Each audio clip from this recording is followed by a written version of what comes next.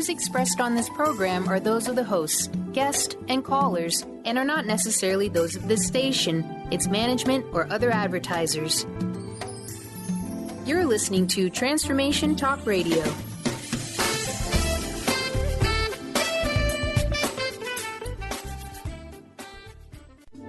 The following audio is via a Skype call. Welcome to the transformative show, We Carry the Light, with host Dr. Susan Allison, the show that inspires you to find the light within and shine your light in the world. Who are you right now? And who do you want to be?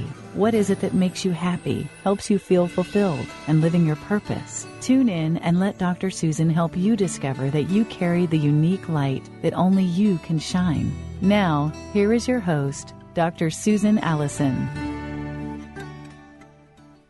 Hi, everyone. And I was just saying to my guest, I need to say good morning, good afternoon, good evening, and in all the languages of the world, since this is a world network that we're on. So hello, everyone. This is the show, We Carry the Light, and I am Dr. Susan. I'm so happy you're here, either live or listening to the archive show. And don't forget, you can go to transformationtalkradio.com and listen to all my archive shows. Just go to my host page and you can listen to them or download them as a podcast. So I hope your week is going well. I always ask you about how you're doing.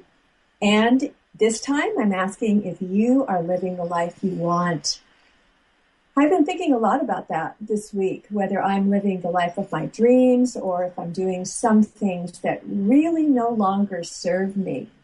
And I'm wondering that about you. So maybe think about that right now.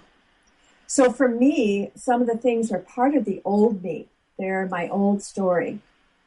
I used to do just about everything to please my father and then my first husband and society and so on, rather than always doing what I truly felt inspired to do from inside me.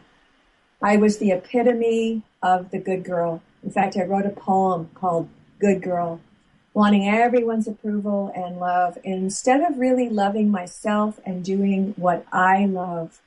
I don't know if any of you can relate to that, but that's been part of my story. I used to be a teacher, and I was a good one, according to my students. I loved my students. I was of service to them, loved teaching literature.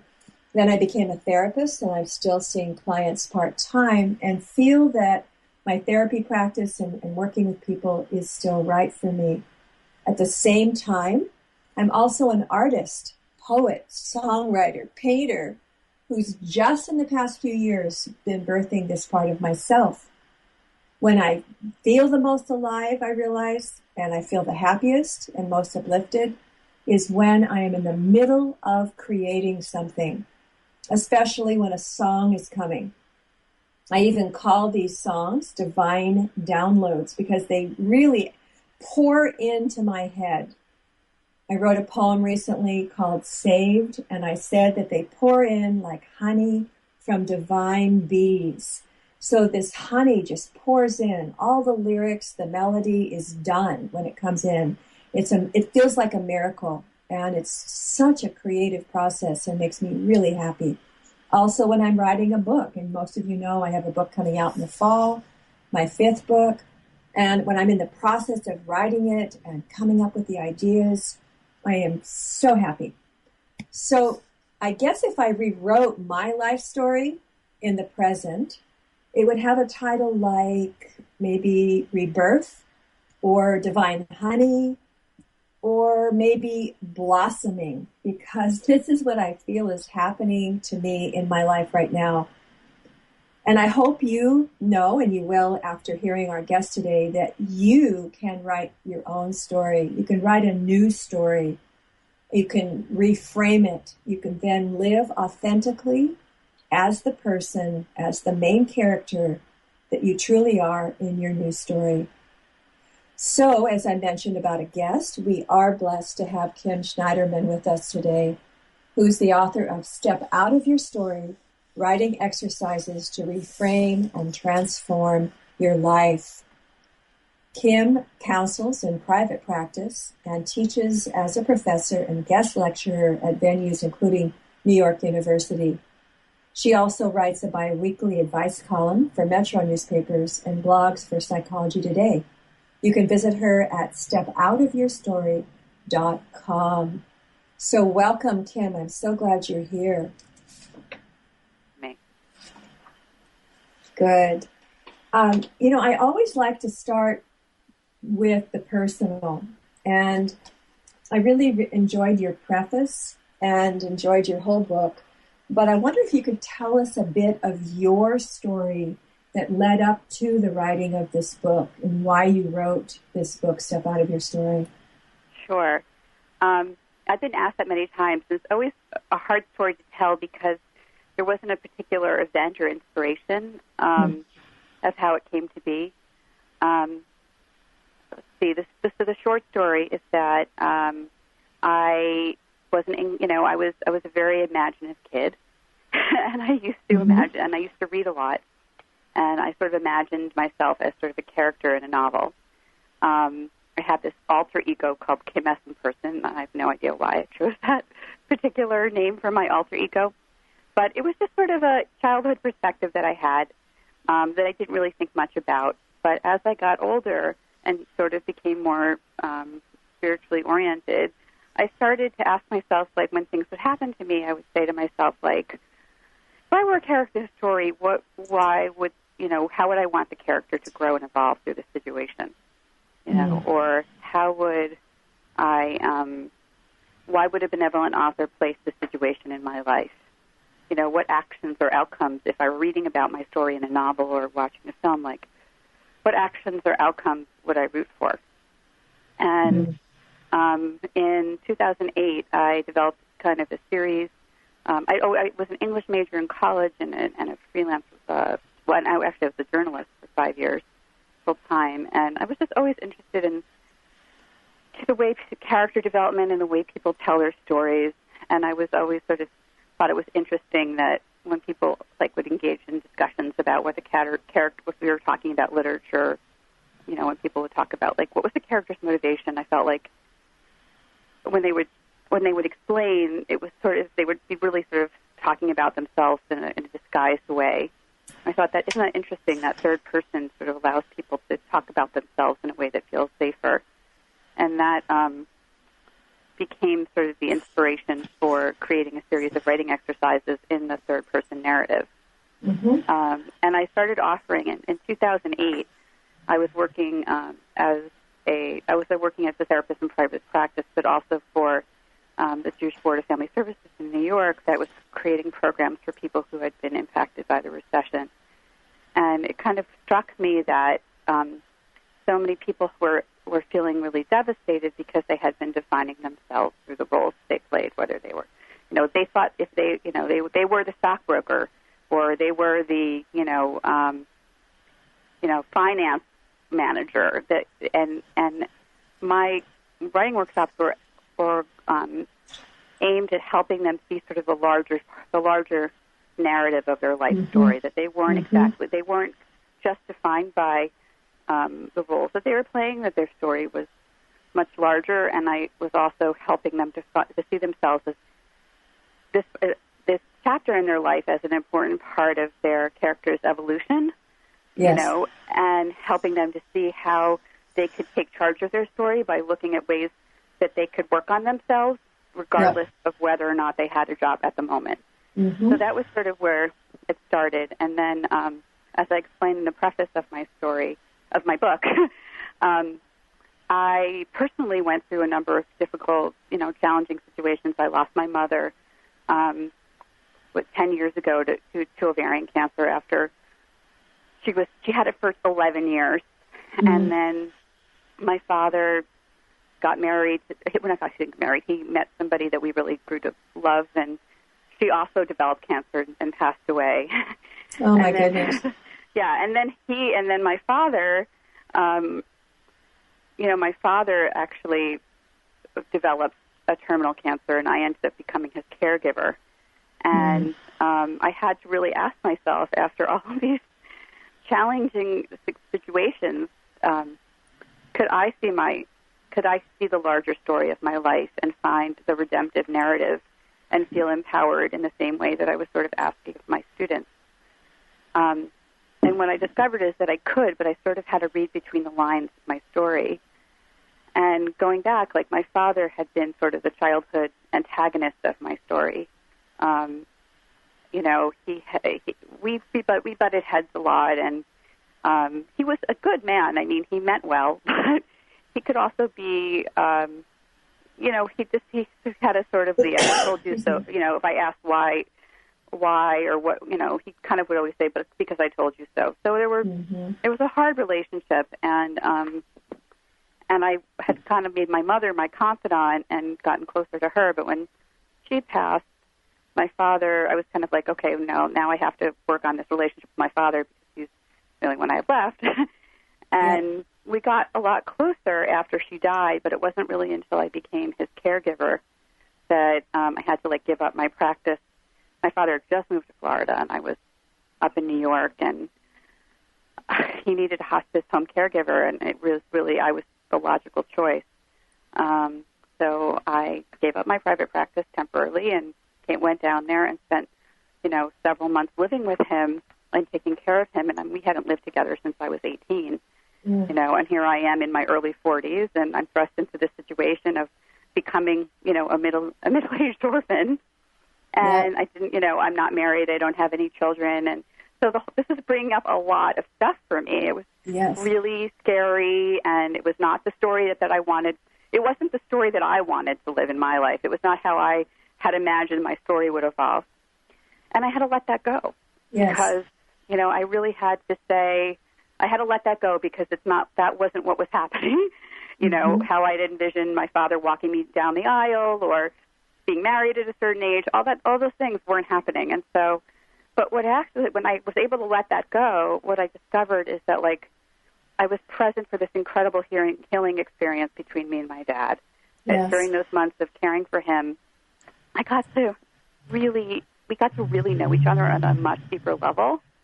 And to the point that, like, a few weeks before he died, he said, I can't believe that I'm still learning and growing, which is not something my father would normally say. And I said, what do you mean by that, Dad? And he said, I'm amazed that people have found a way to love me, and then I found a way to love them.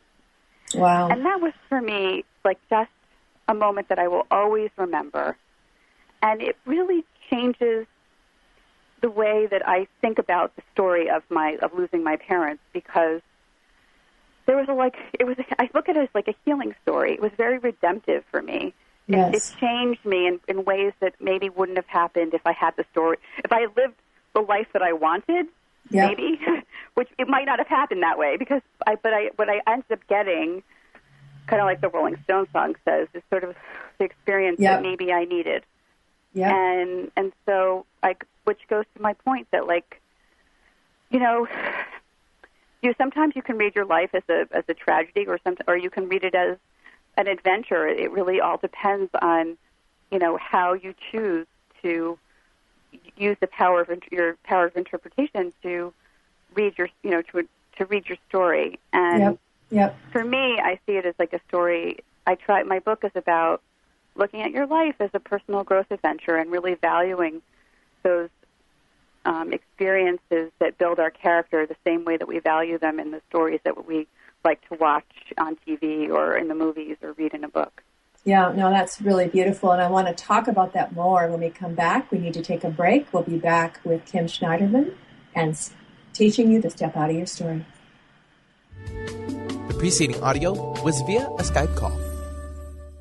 Tune in to The Jen Royster Show, intuitive guidance to inspire your life, each Thursday at 8 a.m. Pacific and 11 a.m. Eastern on TransformationTalkRadio.com. This amazing show is an inspirational hour that will take you on an epic metaphysical journey to discover the spiritual approach to life's greatest challenges. Dr. Jen is an internationally known intuitive counselor, spiritual teacher, and energy healer. Call in for intuitive readings and visit JenRoyster.com for more information. Wondering how to play the game of life and actually win? Stop wondering and start winning the game of life with the unique, incomparable Lynn Brown. Lynn's powerful transferable tools stem from her success in the very competitive world of sports and business. Since Lynn was one of the top athletes in the United States, she understands really well about the athlete's mind, their challenges, and what athletes need. I have confidence to ask Lynn to take care of my professional team just because of Lynn, her passion, and the power she has. Lynn is passionate about working with kids and with athletes. Her life is a testament to the incredible power of intention to create miracles. Lynn is dedicated to assisting and inspiring leaders with the vision and tools to realize their dreams. And she wants to help you next. Enhance your overall performance and the ability to reach your goals. Bring your game face on. Visit letter R, letter U, intuit.com or call 844 letter B, Intuit. What does a Dentist of the Year get? A little plaque. Welcome to Smile Big, where we offer cosmetic, restorative, and preventative dentistry. Dr. James Rosenwald and Dr. Susan Abdenur work hard every day for their clients to be happy to smile with the latest equipment for complete smile restoration for anyone. The sooner you call, the sooner they can help. Call 425-454-4040 or email scheduling@smilebig.com. You can even visit our website at smilebig.com. How would you like increased health and vitality? How would you like to avoid the onset of disease as well as slow the aging process? This is all possible through a simple, safe, and natural process. Every day we are either moving toward wellness or away from wellness. Hi, I'm Mary Jane Mack. I'd like to be your partner in achieving optimal health. Contact me now at maryjanemack.com or call 425-392-0659. Visit maryjanemack.com. Artie Hoffman is the hottest psychic with the warmest heart and the host of the hit show Angels and Answers. A renowned psychic, medium, spiritual life coach, and an entertaining motivational speaker, Artie has helped over 15,000 people with his amazing intuitive gifts, his passion, and his humor. Call 877-ANGEL-02 to schedule a personal reading or to have your own psychic Artie party. That's 877-ANGEL-02. And visit artiehoffman.com and Angels and Answers on Facebook.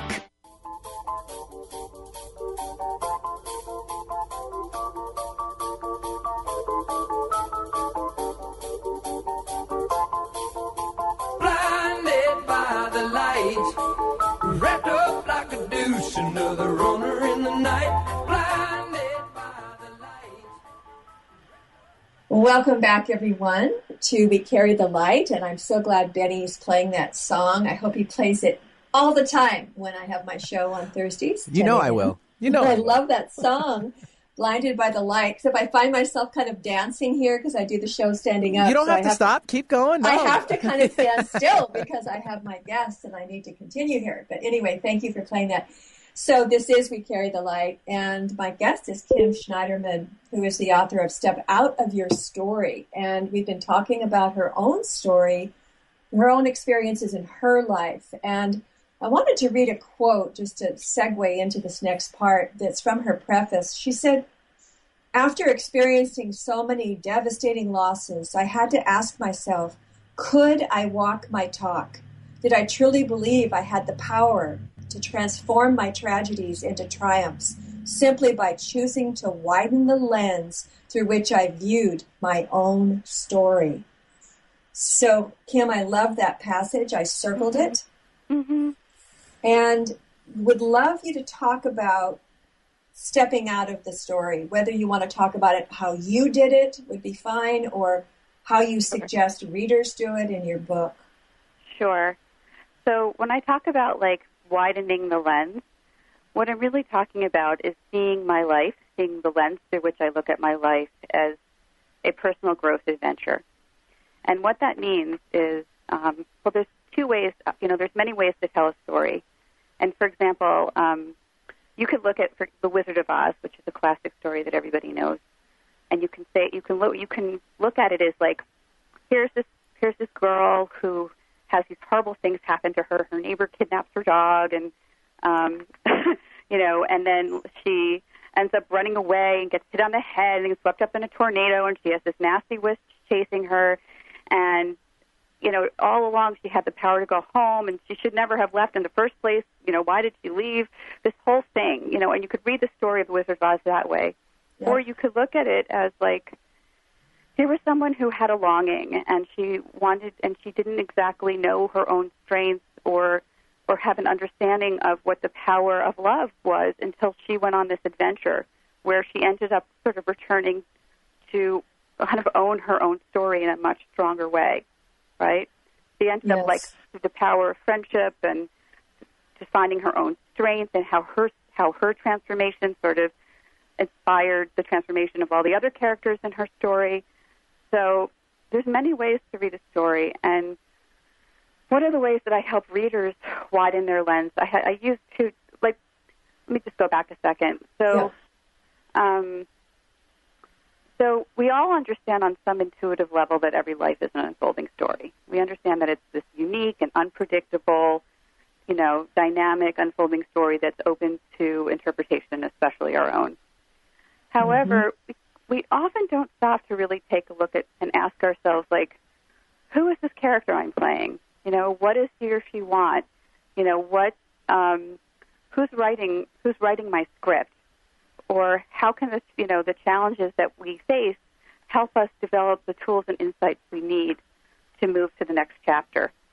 And the reason that we don't always stop to do that is because when we're immersed in something like, a crisis, for example, or anything that's challenging us to use, I call them emotional or spiritual or mental muscles that we don't already possess. Yeah. It's hard to step out of our stories and look at things from like a broader, elevated perspective. So what I do is I provide readers with a technique and a framework. Mm-hmm. And the technique are writing exercises in the third-person narrative. And for people that don't remember what that means, it's basically writing about yourself as if you were narrating your own story from a he or a she perspective.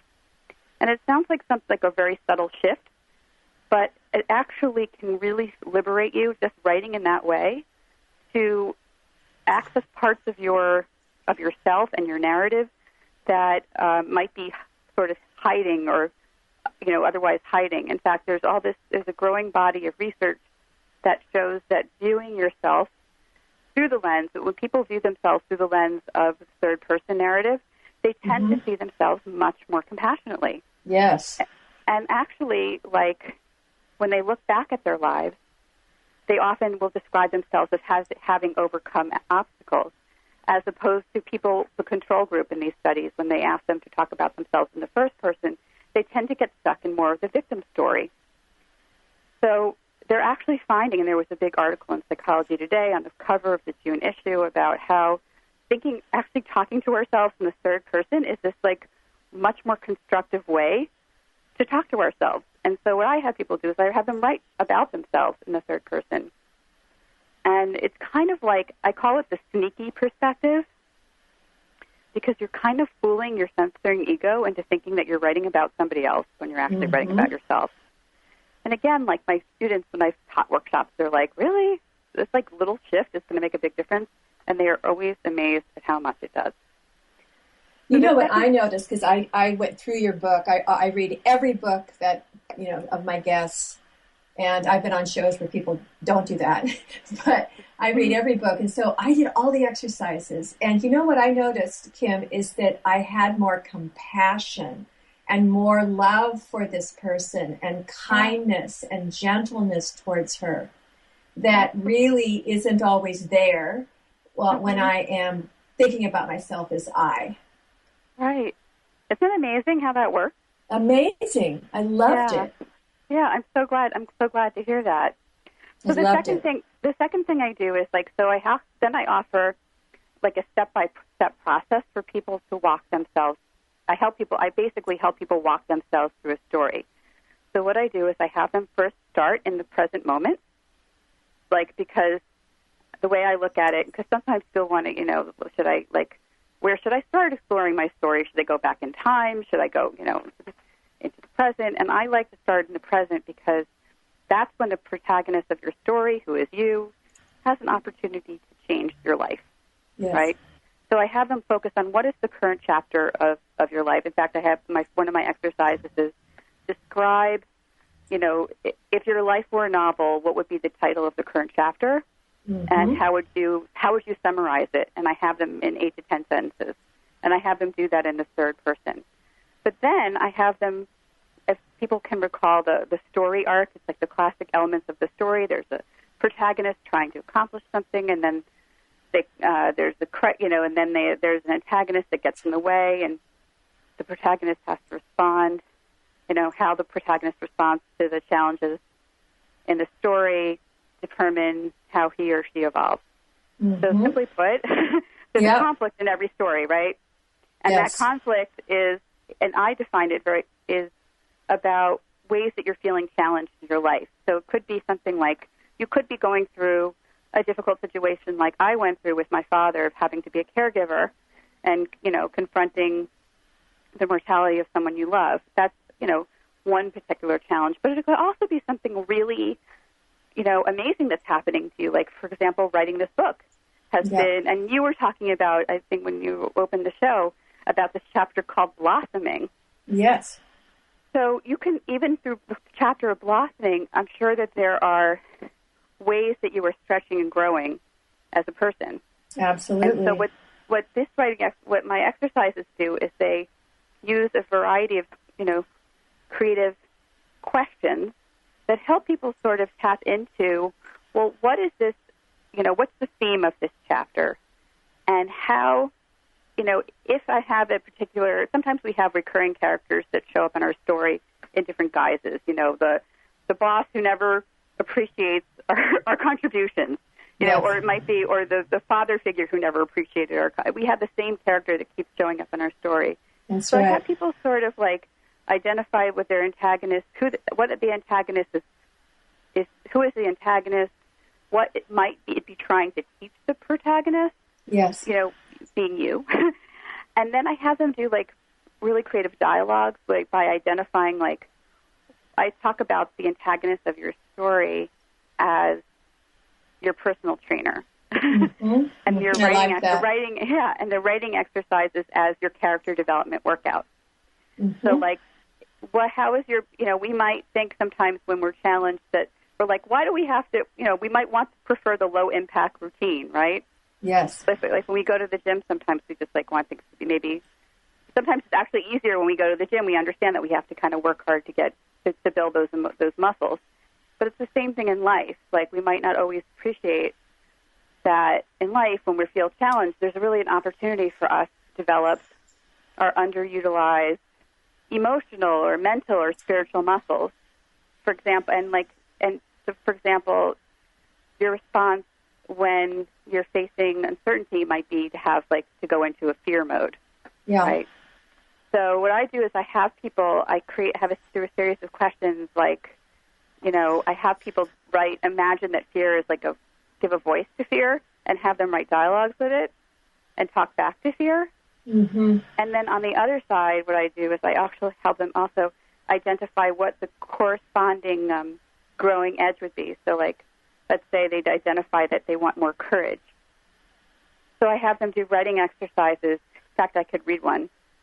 We have to take a break. And so what I'd love to do is when we come back, get down to the specifics and perhaps give listeners an exercise they could do on their own. So we will be right back. We'll have to take a break. We'll be back with Kim Schneiderman.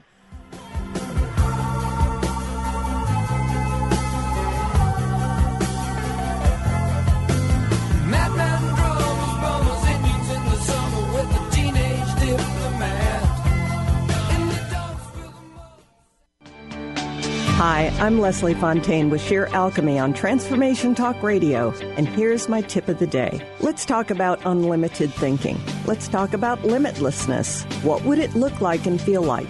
Is it only for special people? What if you aren't living a very abundant, powerful life right now?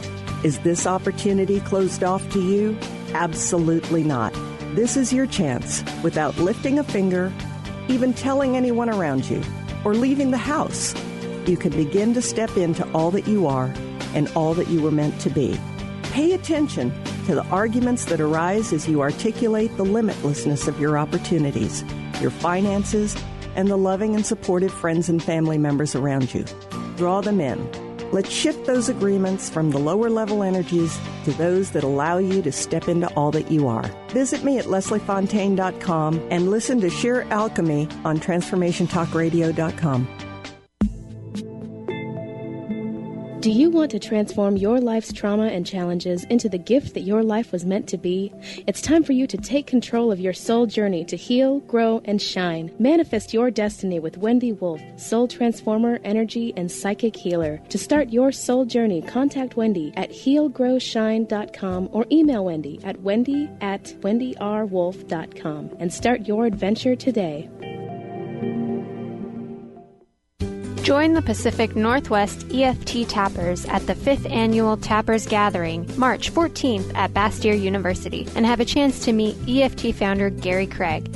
This event raises money for continuing EFT tapping scientific research. Bring your cards and information for a full day of networking and inspiration. Visit www.nwtappersgathering.com or call 360-661-6877. If you're one of the millions of Americans suffering from anxiety, you probably know how powerless and out of control this emotion can make you feel. This is why it is so important to remember that anxiety is created by your mind, which means that you can learn to use your mind to uncreate it. Hello, my name is Dr. Friedman Schaub. My award-winning book, The Fear and Anxiety Solution, provides you with a step-by-step breakthrough process to understand and resolve the root causes of your anxiety and build a solid foundation of confidence and inner peace. If you are ready to take your power back, visit thefearandanxietysolution.com. That's thefearandanxietysolution.com or call 866-903-6463. That's 866-903-MIND.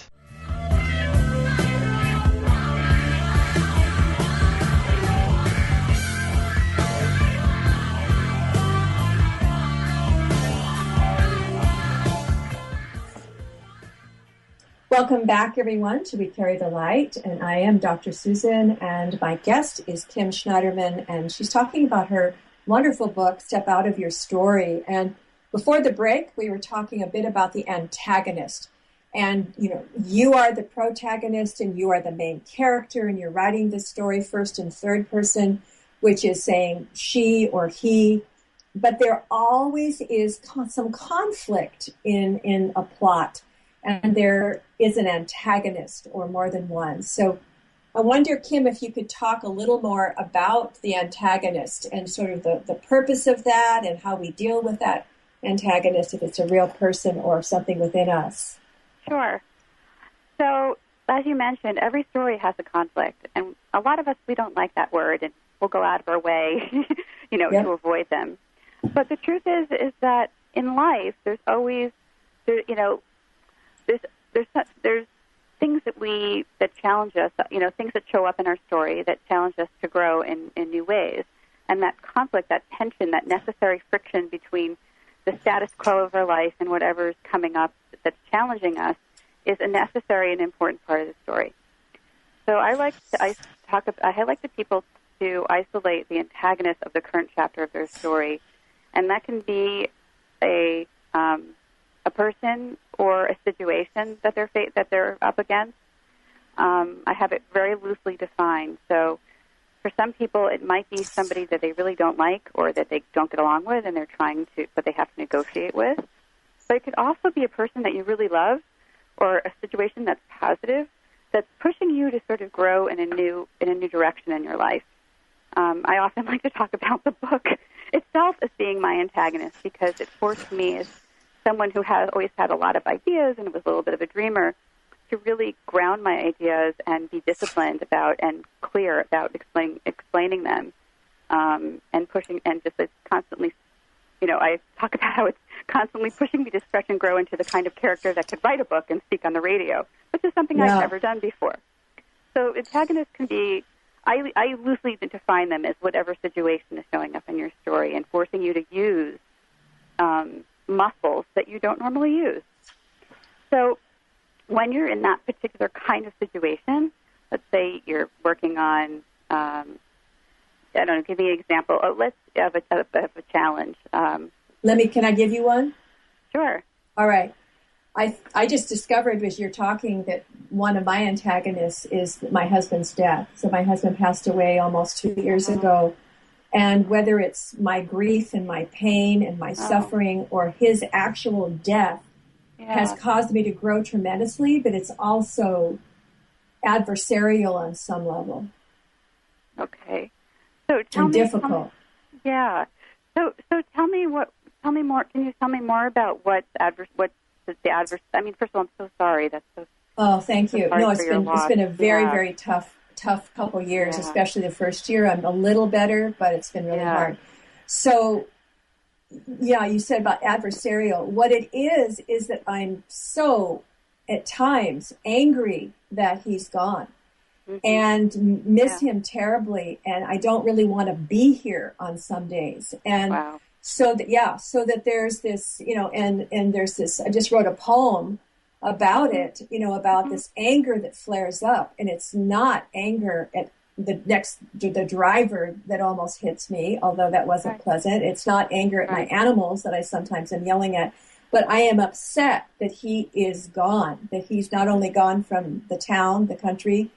He's gone from the planet and he isn't coming back. And underneath that is deep, deep grief. And because I love him. And another guest on my show said, part of your suffering is you're in love with someone who's dead. And that really, started reframing and change. Yeah, it was really powerful. And I started, she's a therapist also in New York. And she really helped me see, wow, talk about suffering when you're in love with someone that isn't coming back. Yeah. So that I think is sort of an antagonist for me. Right. So first of all, there's definitely a place for grief, in everyone's story. Yeah. And my writing exercises don't, sometimes they'll tell me that they think it sounds a little Pollyannish that you can find the redemptive narrative in any story, but it's not about skipping over the grief, because I think that's really important. And as a therapist that, anger is part of the grief process. Yeah. It's not getting stuck in it. That's the challenge. Yes. So how do you, if you were to step out of your story, I would ask you kind of first of all, if you were reading about your life in a novel, and this was the current chapter, how would you want to see the character of your story evolve in response to the situation? I would want to know, what vulnerabilities was it exposing? Every antagonist in our story exposes parts of ourselves that are really raw, and that's okay. Yes. I think Brene Brown's been a wonderful advocate of helping people embrace their vulnerabilities. So I want to help you understand, what is it exposing for you? And you don't have to get into it now, and I don't think we have enough time. No. But, what is it bringing up for you? And then I also would help you identify what resources, what strengths do you bring to this process? Obviously, you're very creative, right? And you obviously have the skills that have helped you develop this radio show. So I'd have you look at the bigger picture, that you have these incredible internal resources and external resources. I'd have you identify the supporting characters who are helping you through this experience that you were leading on. And then I would help you maybe write a dialogue, for example, for every vulnerability. Let's say it's fear. I think you brought that up before. But, I would help you look at the opposite of fear would be courage. So have you write a dialogue, for example, that helps you tap into the courageous voice that's underneath all of this. Or if you have anger, I would have you identify, what would you maybe coming to some sort of what would be the opposite of anger for you? Where would you want to grow from the anger? Where would you want the character to end up once they've gone through this process of anger? Yeah, no, I love that. And I really love, and I don't want to spoil it for readers, I do want you to get this book, but there's a great exercise at the end. I love that, where you really have us write out the chapter, what it's about, the conflicts. You have it all there, and I love that. And I think that you could take that as a template and just keep writing chapters. Right. So, for example, just as an example, I can read, if I have time. Do I have time to read a quick dialogue just to give people an example of what a dialogue? We have about 3 minutes. Okay. So sometimes I have people write a dialogue with the kind of energy or character strengths that they want to cultivate in their life through their experience. So, for example, if you want to create more courage in your life, I would help you. First, I offer some guiding questions. How can I access more of you? What gets in the way of making you a bigger part of my life? Where are you hiding, and how do I get you to come out and play? So here's an example of how somebody did a courage exercise. I'm going to read it as a dialogue, like a play. Mm-hmm. So the protagonist says, "Courage, how can I access more of you?" Courage says, "First, know that I'm inside you, have always been there since you took your first little baby steps." Protagonist, "But why do I have trouble finding you?" Courage, "Fear made you think that I had gone away, but I lay nestled like a lion under your security blanket, waiting for you to pull the covers off and exclaim, 'Let's go, it's time to take a stroll through the jungle.'" The protagonist says, "Ha ha, you have a great sense of humor, Courage. Wish I could find the humor when I'm in my fearful place. Life seems so serious, and like every choice I make has monstrous consequences." Courage says, "The monster is not the consequence, the monster is the fear." The protagonist says, "Yes, but it feels so big." And Courage says, "So shrink it down and put it in its proper place. If you can be slightly more courageous than you're afraid, you'll be in good shape. Trust me, I know what I'm doing." The idea here is to really access the voices of courage, to access the voices of acceptance, for example. Like with anger, get angry when things aren't turning out the way we hope them to be.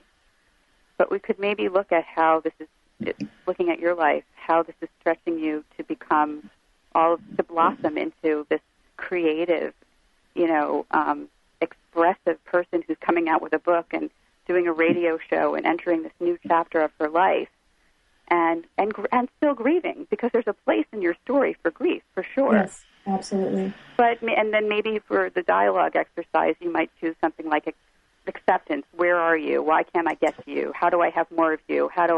Or faith. It might be faith. Yep. Faith.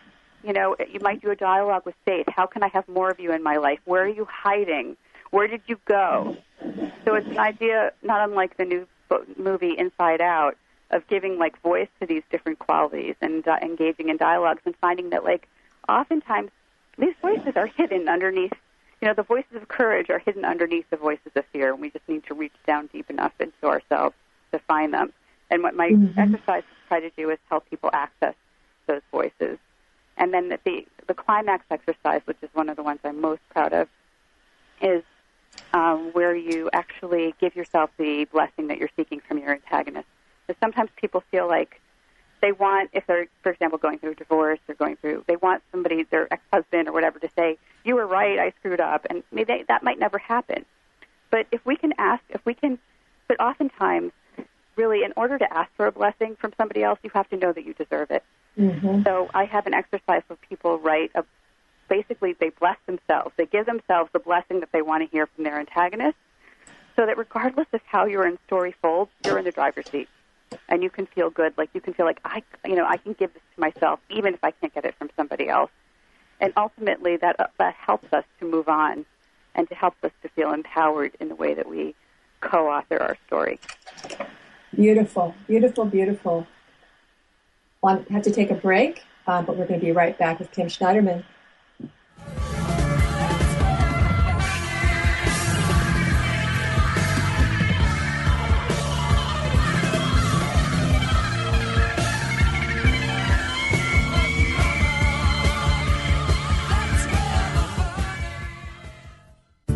Get ready to embrace your feminine nature and get wild. Join Lynn Brown and Wendy R. Wolf for the Wild Transformation Retreat this July 26th through August 1st. Get ready for a mental, physical, and spiritual challenge. A call back to nature and its unlimited gifts. To learn more and register for the early bird price by July 1st, visit areyouintoit.com. That's letter R, letter U, intoit.com.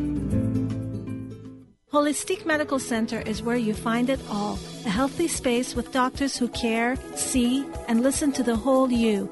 Hi, this is Dr. Darvish. If you have not found an answer to your chronic symptoms, you will find answers here at Holistic Medical Center. Our doctors find the root cause of your symptoms and guide your body towards healing naturally. We transform lives from within. Visit drdarvish.com or call 425-451-0404. On the cutting edge of the new mainstream, Christine Upchurch is passionate about bringing together science, psychology, and spirituality in a way that can be applied to our everyday lives for true transformation. The Christine Upchurch Show, stellar conversations to illuminate your journey, engages some of the most outstanding visionaries on the planet in lively dialogue to inspire you to become that bright light you're meant to be. Join Christine every Friday at 11 a.m. Pacific Time on KKNW, AM 1150, and Transformation Talk Radio. Tune in each Tuesday at noon Pacific and 3 Eastern on TransformationTalkRadio.com for the Dr. Julie Show, All Things Connected with Dr. Julie Kroll, featuring weekly segments with David Eisen and the Chakra Sound System. Each week, you will journey through infinite possibilities, expand into social potential, and find beautiful beginnings where endings leave off. Changemakers from around the world will explore what's emergent about the environment, relationships, health, the arts, education, and the evolution of consciousness. Visit thedrjulieshow.com. Do you feel stuck with fear and anxiety? Have you tried everything to get rid of these emotions, but nothing seemed to work? Hi, I'm Dr. Friedman Schaub. My Breakthrough and Empowerment program has helped thousands of people to overcome fear and anxiety and build a new foundation of confidence and inner peace. Join me for my next Breakthrough video seminar and learn how you can transform your life in less than 3 months. Visit thefearandanxietysolution.com. Chris Stanis is a spiritual leader and healer and teaches a course on how you can transform your life through a meditation and healing system that will manifest your spirit's dreams. She manifested the Women of Wisdom Conference, the Women of Wisdom book, and this radio show. And she can show you how to change your life too. Are you ready? Visit the website and contact her at voicesofwomentoday.com. That's voicesofwomentoday.com. If I needed a ride. Welcome back, everyone, to We Carry the Light. I'm Dr. Susan, and I have a fantastic guest with me, Kim Schneiderman, and talking about her book, which I absolutely love. I want you all to go out and get it. It's Step Out of Your Story, Writing Exercises to Reframe and Transform Your Life, and it's already helping me. So before we go any further, Kim, would you tell people how to get your book and how to contact you? Sure. You can get my book. You can go to my website at stepoutofyourstory.com.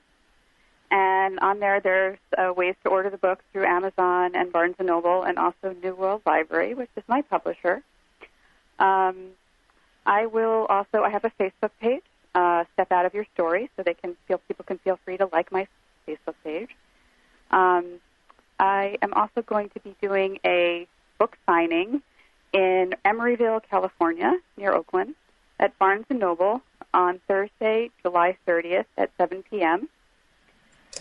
And if you are in the New York area in October 25th, I will be teaching a writing workshop at the JCC of Manhattan. And I think that's about it. You can follow me on Twitter at StepOutStory. Awesome. Wonderful. And you just got an email from somebody who wants to know how to get your book. Yes, I did. And you can go onto my website because there's two ways you can do it through Barnes & Noble or Amazon. And apparently they want me to make sure that both of them are mentioned. Wonderful. Of course they do. Yes. Yes. You know, as writers, we just want to write our book and help people write and see clients. And it's, the whole marketing, that whole piece is not usually our forte. Right. So it's a learning curve. It's part of our character. It's part of my character arc right now. Yes. We're talking about the evolution and how things change. And so we're always learning and acquiring new skills by every opportunity that we have.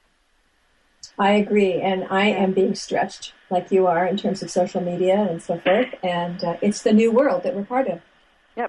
Yep. So you asked during the break if I'd mentioned a sort of my aha from the last segment of the show. And you were talking about anger, and we were trying to figure out the opposite. And what I realized is I get into this emotional state, and what's under it is hurt, and then underneath that, just some sadness and some love that I miss and that I have. But also, we talked about faith. You said the word faith, and I'm going to do my dialogue with trust and faith, and ask how I can have more trust, because some of it is just basically fear of walking this path by myself and feeling like an orphan. Mm-hmm. Yeah. Mm-hmm. And it definitely, I resonate with that just on a personal level. I understand. No, I know you do, because you mentioned the orphan word earlier, and I went, and I had sort of like an intake of breath, and I went, yep, I get that. Yeah. I get it. So talk some more just about the benefits of your book, or what people can gain from it, and we talked about the antagonist. I think that's really clear now. Right. You know, one thing that someone asked me about, because I brought it and showed it to a client, do people have to be like brilliant writers to do this? Absolutely not. Actually, the goal is, it's really about using writing as a tool of self-discovery. In fact, I was interviewed earlier this week, and somebody said, I was a little confused about the subtitle because of your book, which is Writing Exercise to Reframe and Transform Your Life, because it's really not so much about the writing. It's about the reframing.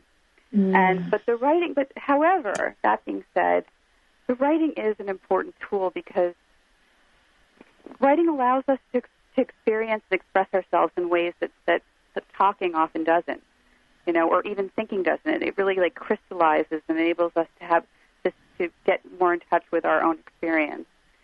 But the writing isn't really the point. You don't have to be a master. I'm not looking for a masterpiece of writing. It's really about using it as a tool to create a masterpiece of living.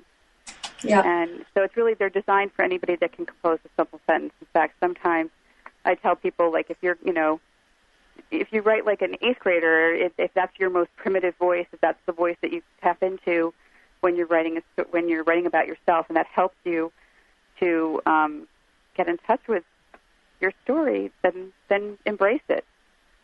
And you don't have to share it. You can write it in your journal. You don't have to share it with anybody. And in the end of the book, though, because I use the elements of the story, as an architecture to deconstruct and then reassemble your story. So at the end of the book, I have like a 2-page, it almost looks like 2 pages of it looks like an old Mad Lib book, where it explains, it takes your story apart element by element, and then you plug in the kernel of insight that you learned in each of the chapters of my book, and you plug it in to a new story about the current chapter of your life that you could tack on your refrigerator or carry around with you. So it's I am actually helping people to create, if you do all the exercises in order and they're designed in a specific way that's step by step by step, walking through your story, and in the end you actually end up with a new 2-page synopsis of what you're kind of to focus you and use as a guide for further navigating your life. And I even have people envision, once they've kind of worked through the current chapter of their life, to envision what their epilogue would look like, which is the next chapter of their life. What would it look like for you? What do you imagine the current title of it would be, and what would be happening to the main character, to get people sort of thinking about the future. And that can also be helpful for people, to think about, to start envisioning the direction that they want to move. Yeah, in fact, I was going to ask you about that, and you brought it up, which is predicting the future. But really, we all have dreams. We all have aspirations, and we daydream. We think about, where's my life going? What would I really, really like? And I like that idea of writing a bit anyway about your next chapter. Yeah. And also what I have at the end of the book, for those of the people who are really ambitious, and actually this can help people that want to write their memoir, or as a friend of mine who works in hospice as a social worker, she said it's great for a life review process. Yep. I have people a chart where people can go through, I've broken it down by defining your chapters in terms of decades, and for each decade, you described like what was the title of that chapter, what were like the themes of the chapter, who were the supporting characters, what were you, how did you grow as a character, and like, what was, who was your antagonist, and kind of like what were the learning, what did you learn? So I have people have an opportunity to look at like their larger story, which I think, as someone told me who was into writing memoir, would be a great structure to use to do that kind of thing. Yep. No, I like that part at the end. I haven't done it yet, but I'm going to. We are out of time, Kim. That's why I always say I need a couple hours with everyone. It's been so nice having you on my show. Thank you so much. You're welcome. It was a pleasure. All right. Thank you. And gosh, thank you, my wonderful listeners, for being willing to reframe your story and reclaim your life. Next week, we have Yasmina Arrigo Shure to help us overcome adversity, challenges in our life, which we all have. So until then, this is Dr. Susan reminding you that you carry the light. You've been listening to the transformative show, We Carry the Light, with host Dr. Susan Allison, the show that inspires you to find the light within and shine your light in the world. Who are you right now, and who do you want to be? What is it that makes you happy, helps you feel fulfilled, and living your purpose? Tune in every Thursday, 10 a.m. Pacific, and let Dr. Susan help you discover that you carry the unique light that only you can shine.